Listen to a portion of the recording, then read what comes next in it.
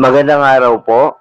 Narito na po ang magiging lagay ng panahon ngayong araw na Miyerkules, March 13, 2024.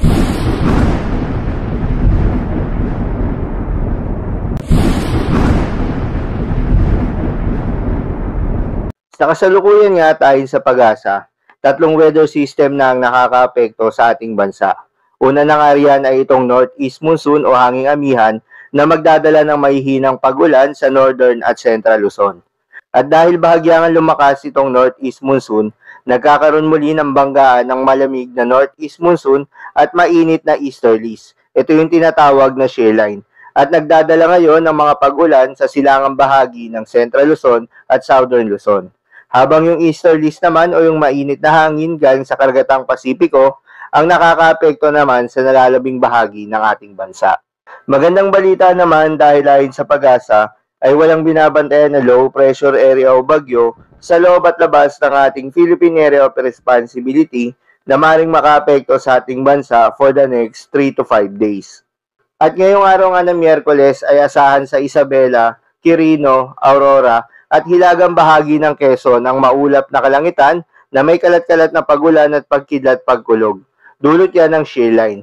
Posible ang mga pagbaha o pagguho ng lupa dahil sa katamtaman hanggang sa kung minsan ay malakas na pagulan.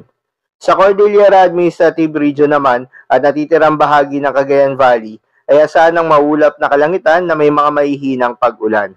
Dulot naman yan ng northeast monsoon. Sa Ilocos Region at nalalabing bahagi ng Central Luzon ay asahan ng bahagyang maulap hanggang sa maulap na kalangitan na may kalat-kalat na mahihinang pag-ulan. Dulot din yan ng northeast monsoon.